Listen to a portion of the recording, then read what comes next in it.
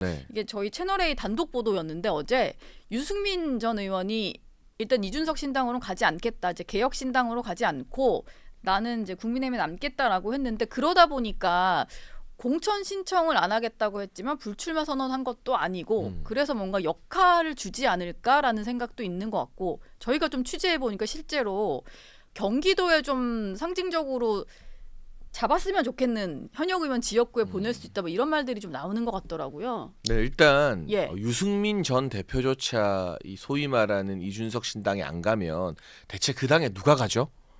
진짜 갈 사람 네. 없구나라는 네. 걸 한 번 더 증명해준 사건인 것 같고요.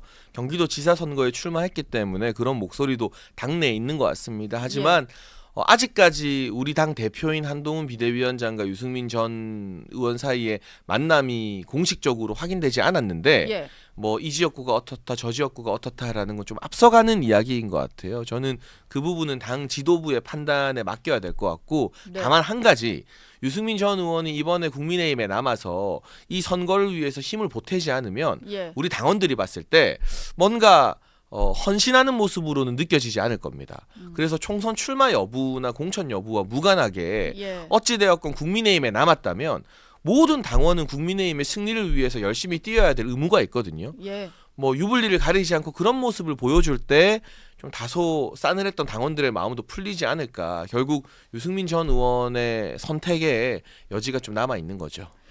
그런데 이제 지난 대선 경선 때 보면 윤석열 대통령을 가장 좀 아프게 좀 지적을 했던 게 유승민 당시 대선 후보였다 보니까 뭐 유승민 의원을 이렇게 당에서 역할을 주면서 쓰면 안 된다는 목소리도 분명히 있거든요. 장해찬 최고가 보시기에는 어떤 것 같아요? 그건 이제 유승민 전 의원이 우리 당 지도부 또 한동훈 비대위원장과 만약 만나게 된다면 네. 그 이후 어떤 전향적인 태도를 갖고 있느냐에 따라 다를 것 같고요. 예. 제가 아는 윤석열 대통령은 대선 경선 때 세게 부딪혔다고 그걸 담아두는 분은 절대 아닙니다. 네. 홍준표 대구시장이 얼마나 세게 윤석열 대통령을 경선 당시에 공격했습니까? 예. 하지만 그 이후에 윤석열 대통령과 홍준표 대구시장의 관계가 나빠졌나요? 전혀 그렇지 않거든요. 네. 저도 혼날 때도 혼 많이 나고 다음 날이면 또 아무렇지 않게 대화하고 소통하고 하기 때문에 네. 윤석열 대통령과 뭐 경선 때 불편함, 공격 이런 것은 대통령께서도 담아두시지 않고 전혀 뭔가의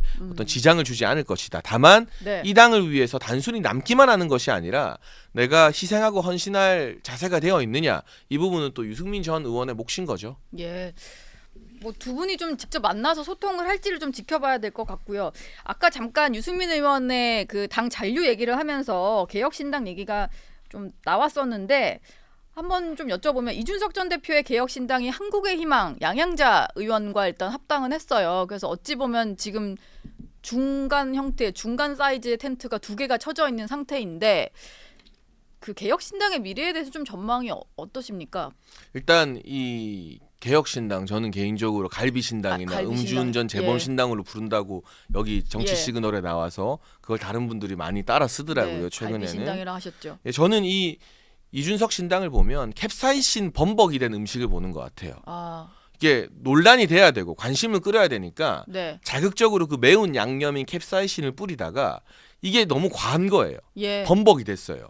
이제는 못 먹는 음식이 돼버린 거죠. 아, 그래서 통증만 남기는 이 공약을 내놓은 뭐 노인 무임승차 폐지나 뭐 여자들도 병역 의무를 수행해야만 공무원 임명할 수 있다라는 거 예. 일단 관심을 끄는 데는 성공했지만 이게 과연 진정성 있는 대한민국의 미래 대안이라고 생각하는 국민들은 거의 없을 겁니다. 네. 이준석 전 대표의 전략은 일단 관심 끌자.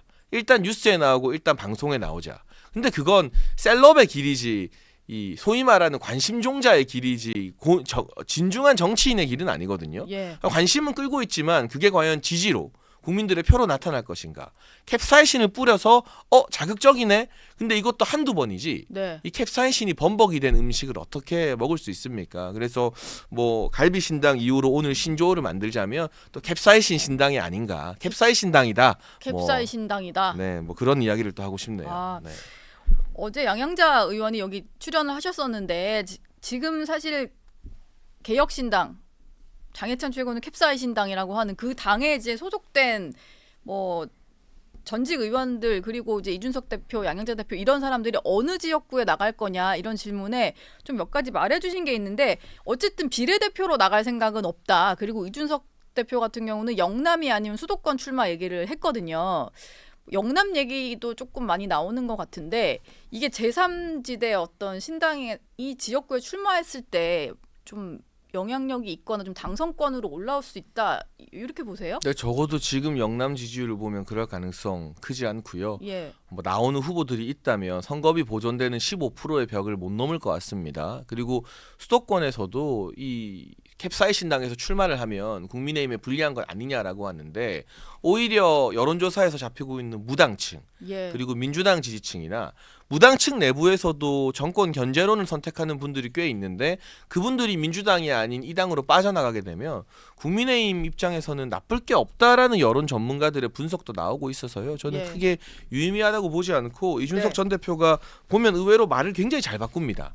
예전에 방송에서 국민들이 제일 싫어하는 게 제3당이다, 제3지대다 라는 발언을 이 전 대표가 직접 했거든요.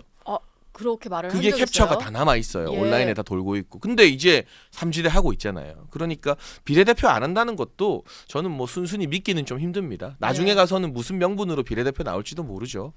아마 상황이 바뀌어서 지금 제3지대 필요하다 뭐 이렇게 말하지 않을까 싶기는 한데 지금 당 내부적으로 조금 분석을 해보자면 그렇다면 이제 사실 개혁신당도 있는 거고요. 개혁미래당도 있잖아요. 네. 뭐 이런 어떤 제3지대의 움직임들이 실제로 뭐 국민의힘의 표를 가져간다거나 중도층 확장에 좀 저해가 된다거나 뭐 이런 건 아닌가 보네요. 근데 중도 확장은 그 두 소수당에게 달린 문제가 아니라 국민의힘에게 달린 문제죠. 그런 의미에서 한동훈 위원장이 또 수원을 방문하고 예. 최근에는 수도권과 경기도에 일정이 집중되고 있거든요. 저희는 공약지를 향해서 달려가고 있습니다. 네. 근데 이재명 대표는 광주에 가잖아요. 예. 이제 본인 본진도 지키기가 힘들어진 거예요. 이낙연 전 대표의 부상과 등장으로 인해서. 네. 그래서 민주당은 계속 수세적으로 나오고 저희는 한동훈 비대위원장 중심으로 좀 어려운 수도권을 공세적으로 다가가고 있다. 이게 예. 지금 양당의 차이인 것 같고요.